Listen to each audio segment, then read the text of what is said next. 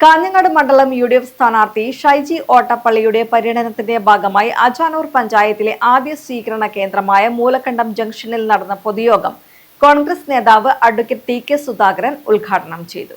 കാഞ്ഞങ്ങാട് മണ്ഡലം UDF സ്ഥാനാർത്ഥി ഷൈജി ഓട്ടപ്പള്ളിയുടെ പര്യടനത്തിന്റെ ഭാഗമായി അജാനൂർ പഞ്ചായത്തിലെ ആദ്യ സ്വീകരണ കേന്ദ്രമായ മൂലക്കണ്ടം ജംഗ്ഷനിൽ നടന്ന പൊതുയോഗം കോൺഗ്രസ് നേതാവ് അഡ്വക്കേറ്റ് ടി.കെ. സുധാകരൻ ഉദ്ഘാടനം ചെയ്തു.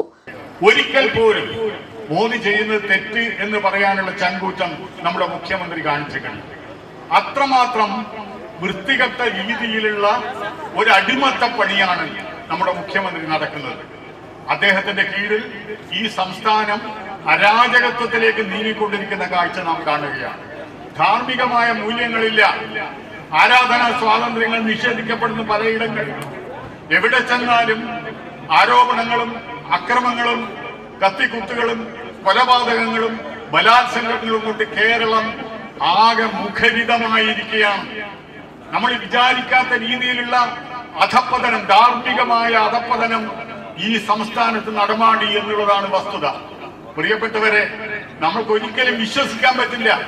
ഒരു അമ്മയെ ബലാത്സംഗം ചെയ്യുന്ന മകൻ, ആ അമ്മയുടെ ആ വേദന, നൊമ്പരം നിങ്ങളൊന്ന് ആലോചിച്ചു പോകും. ആ മകനെ സഹിക്കാൻ പറ്റാത്തതുകൊണ്ട്, പൊറുപ്പിക്കാൻ പറ്റാത്തതുകൊണ്ട് അമ്മ അടിച്ചു കൊല്ലുന്ന അവസ്ഥയിലേക്ക് എത്തുന്ന ഒരു സംസ്ഥാനമായി നമ്മൾ മാറിയിരിക്കുന്നു. ഈ വരുന്ന 9-ാം തീയതി നമുക്കറിയാം കേരളം വിധി എഴുതാൻ പോവുകയാണ്. ആരാണ് അടുത്ത 5 വർഷക്കാലം കേരളത്തെ ഭരിക്കേണ്ടത് എന്നുള്ള തീരുമാനം, അതിന്റെ വിധിയാണ് കേരളത്തിലെ ജനത എഴുതാൻ പോകുന്നത്. നമുക്കറിയാം ഈ അടുത്ത നാളുകളിൽ നടന്ന 2 തെരഞ്ഞെടുപ്പ്,